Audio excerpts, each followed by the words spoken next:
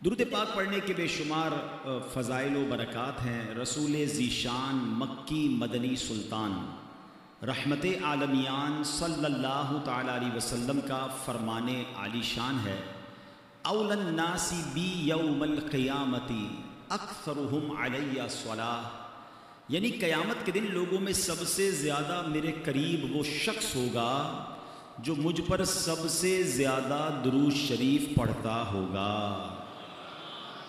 سبحان اللہ، کتنی کمال کی نیکی ہے درود پاک کہ اس کی برکت سے قرب مصطفیٰ نصیب ہوتا ہے۔ مل کر محبت کے ساتھ بآواز بلند درود پاک پڑھ لیں۔ صلو علی الحبیب حبیب اللہ تعالی علی محمد صلی اللہ علیہ وسلم۔ حضرت سیدنا ابراہیم بن ادھم رحمۃ اللہ تعالی علیہ، یہ بہت بڑے اللہ کے ولی، اور یہ بعد میں بلخ شہر کے بادشاہ بھی بن گئے، مگر جب یہ خود ایک زمانے میں بادشاہ تھے، توبہ کر کے تو یہ انہوں نے بادشاہت چھوڑ دی، مگر یہ پہلے بلخ شہر کے بادشاہ تھے، بہت امیر زادے تھے۔ تو ہوا یہ کہ ایک مرتبہ کسی نے آپ سے پوچھا کہ علی جان، یہ آپ کی زندگی میں انقلاب کیسے آیا؟ آپ تو بڑے بادشاہ تھے اور اب توبہ کر لی اور اب آپ ایک بالکل عام انسان کی زندگی بسر کرتے ہیں۔ تو فرمایا میں خراسان کے شاہی خاندان سے تھا، یہ ان دنوں کی بات ہے جب میں جوان تھا۔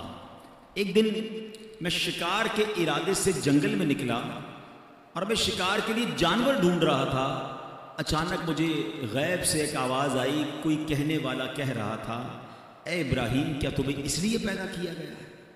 میں نے گھبرا کر ادھر ادھر دیکھا، کوئی بھی نظر نہیں آیا، مجھ پر سختہ طاری ہو گیا کہ یہ کس کی آواز تھی۔ تھوڑی دیر کے بعد جب میں دوبارہ نارمل ہو گیا، حواس میرے دوبارہ جو ہے وہ بحال ہوئے، پھر جانور ڈھونڈنے لگا، پھر شکار کے لیے آگے گیا۔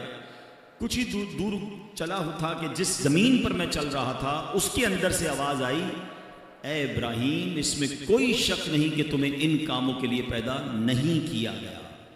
اس غیبی آواز نے میرے دل کی دنیا بدل دی۔ میرا ملازم جو بکریاں چرا رہا تھا اس کو میں نے اپنا قیمتی لباس دے دیا، اس کا اونی لباس میں نے خود پہنا، سب کچھ چھوڑ چھاڑ کر میں مکہ مکرمہ کی طرف چلا گیا۔ حضرت ابراہیم بن ادھم کی زندگی کے اور بھی بڑے پیارے واقعات ملتے ہیں کہ یہ بادشاہت چھوڑنے کے کیسے کیسے واقعات ہوئے۔ کہ ایک بار کیا ہوا کہ آپ فرماتے کہ میرا بڑا زبردست محل تھا، ایک شخص اندر آیا، اسٹرینجر تھا، میں جانتا نہیں تھا، کوئی ان نون آدمی تھا، مگر اندر آ کر وہ کہتا ہے کہ مجھے یہ مسافر خانہ اچھا نہیں لگا۔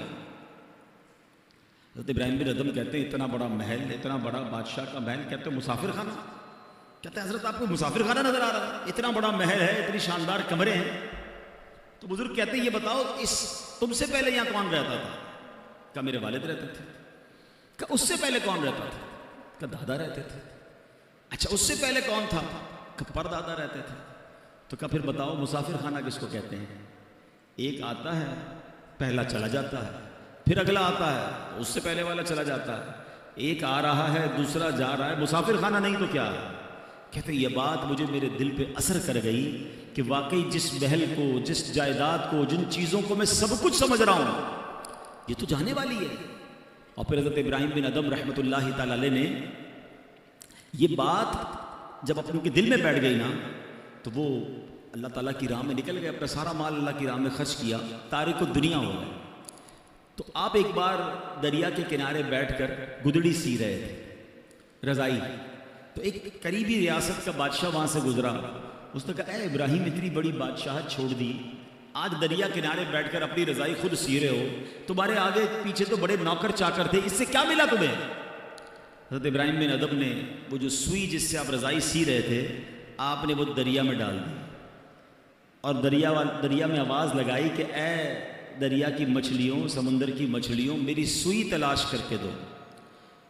جو بادشاہ تھا وہ دیکھ کر حیران ہو گیا کہ بہت ساری مچھلیاں اوپر آئیں، کسی کے منہ میں سونے کی سوئی ہے، کسی کے منہ میں چاندی کی سوئی ہے، سب ایک ایک سوئی لے کر آ گئے۔ آپ نے فرمایا نہیں مجھے میری سوئی چاہیے۔ دوبارہ ایک مچھلی گئی اور سوئی لے کر آئی۔ حضرت ابراہیم بن ادھم نے اس بادشاہ کو دیکھ کر کہا بتاؤ تمہاری حکومت اچھی ہے یا یہ حکومت اچھی ہے؟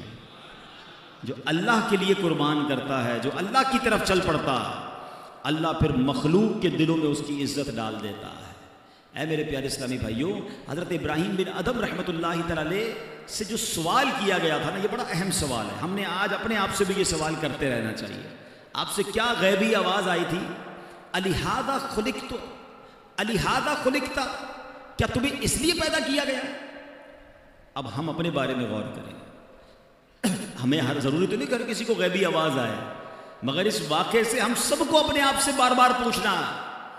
ہم جب موبائل استعمال کرتے ہیں اور جو کچھ دیکھ رہے ہیں تو کاش دل سے یہ سوال آئے، الہذا خلقت، کیا میں اس کام کے لیے پیدا کیا گیا ہوں جو میں کر رہا ہوں؟ اپنے آپ سے پوچھیں نا. اسی طرح ہم کچھ پڑھ رہے ہیں، کیا پڑھ رہے ہیں؟ یہ پڑھنے سے فائدہ ہوگا یا رب ناراض ہوگا؟ یہ پڑھنے والی چیز ہے بھی کہ نہیں؟ کاش اپنے آپ سے سوال کرے، الہذا خلقت، کیا جو میں کر رہا ہوں اسی لیے مجھے پیدا کیا گیا؟ ہم کہیں جا رہے ہیں، کس طرف جا رہے ہیں؟ نیکی کی طرف یا بری محفل کی طرف؟ شراب کھانے کی طرف، جوا کھانے کی طرف، بے حیائی کی طرف، دوستوں کے ساتھ برے کاموں کی طرف؟ کاش دل سے یہ سوال آ جائے، الہذا خلقت، کیا تجھے اس لیے پیدا کیا گیا جس لیے تو جا رہا ہے؟ ایک ایک چیز ہم کاروبار کر رہے ہیں، جو بھی کاروبار کر رہے ہیں اپنے آپ سے پوچھیں، کیا مجھے اس لیے پیدا کیا گیا جس انداز سے میں کاروبار کر رہا ہوں؟ ہم غور کر لیں اپنے ہر عمل پر. اے میرے پیارے اسلامی بھائیوں، اگر ایسا نہیں ہے تو پھر ایسا نہ ہو کہ رب عز و جل مجھ سے ناراض ہو جائے، کہیں میں اپنی زندگی غلط یا فضول کاموں میں تو نہیں گوا رہا ہوں.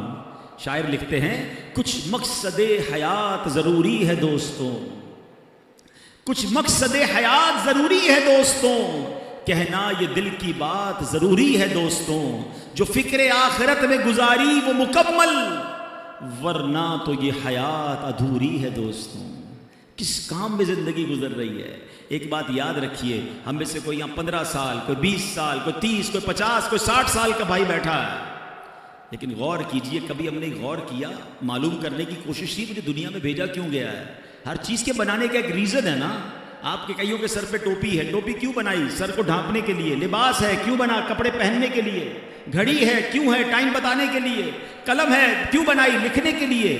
اشرف المخلوقات بنا دیا رب نے، اس لیے پتہ ہی نہیں ہے کہ میری تخلیق کا، مجھے بنانے کا مقصد کیا ہے. اور ایک اور سوال میں کرنا چاہوں گا، آپ کے جیب میں قلم ہوتی ہے، جب تک لکھتی ہے کہاں رہتی ہے؟ جیب میں، سینے کے ساتھ. لکھنا بند کر دے، ختم کر دے، پھر کہاں جاتی ہے؟ ڈسٹ بن میں. مقصد ختم ہو گیا نا، اب اس پین کا حاصل کوئی نہیں ہے. اگر میں اور آپ مقصد کے مطابق زندگی نہیں گزار رہے تو پھر کہاں جائیں گے؟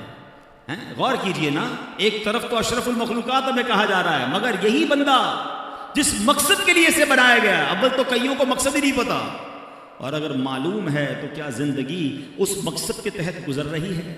اب مولانا جلال الدین رومی بہت مشہور صوفی بزرگ ہیں، فرماتے ہیں اگر تمہیں بادشاہ کسی خاص کام کے لیے بھیجے، چلے آج کی زبان میں کہہ دوں کہ آپ کا کوئی سیٹ ہے، باس ہے، کہیں آپ جاب کرتے ہیں، ٹھیک ہے نا، آپ کا افسر ہے، آپ کو کہے خاص کام ہے، فلاں کام کر کے آؤ. آپ وہ کام کرنے نکلیں اور راستے میں بہت سارے دوسرے کام کرنے لگ جائیں، اور پرٹیکولرلی جس کام کے لیے بھیجا وہ کام ہی نہ کریں، تو بتائیے وہ بادشاہ جو ہے یا وہ جو باس ہے، وہ آپ کا افسر ہے، وہ خوش ہوگا یا ناراض ہوگا؟ کہ بھیجا کس کام کے لیے تھا؟ آپ کے سر وہ اس کو چھوڑے باقی بہت سارے کر کے آیا ہوں. بھائی اس کے لیے تو بھیجا ہی نہیں تھا، جو کام کرنے بھیجا تھا ادھر گئے ہی نہیں، وہ کیا ہی نہیں. اللہ اکبر. اب آؤ میں قرآن کی زبانی بتاتا ہوں، میں اور آپ بنائے کس لیے گئے، مجھے اور آپ کو بھیجا کس لیے گیا ہے، مقصد حیات کیا ہے میرا اور آپ کا؟ رب کا کلام پارہ نمبر 22 ہے، سورہ احزاب. اللہ کیا ارشاد فرماتا ہے، غور سے سنیے گا. اِنَّا عَرَضْنَا الْأَمَانَةَ عَلَى السَّمَاوَاتِ وَالْأَرْضِ وَالْجِبَالِ فَأَبَيْنَا أَن يَحْمِلْنَهَا وَأَشْفَقْنَا مِنْهَا وَحَمَلَهَا الْإِنسَانُ. آسان ترجمہ قرآن کنز العرفان. اللہ فرماتا ہے بے شک ہم نے آسمانوں اور زمین اور پہاڑوں پر امانت پیش کی. امانت پیش فرمائی تو انہوں نے اس کے اٹھانے سے انکار کیا اور اس سے ڈر گئے، اور انسان نے اس امانت کو اٹھا لیا.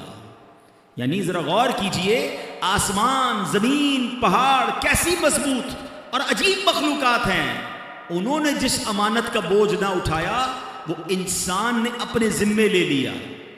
اچھا پھر ہوا کیا کہ آسمانوں، زمین، پہاڑوں کو وہ عزت نہ ملی، جو اللہ نے عزت انسان کو بخش دی، کیونکہ انسان کو اشرف المخلوقات فرما دیا گیا۔ لیکن اب سوال یہ، وہ امانت کیا ہے جس کو اٹھانے سے پہاڑ نے انکار کر دیا، زمین نے انکار کر دیا، ٹھیک ہے آسمان نے انکار کر دیا، فرمایا وہ امانت ہے نمازیں اور ہر وہ کام جس کے کرنے پر ثواب ملے اور نہ کرنے پر گناہ ہو۔ نہیں کریں گے تو گناہ ہوگا، یہ وہ امانت ہے جو انسان نے اپنے ذمے لے لی ہے۔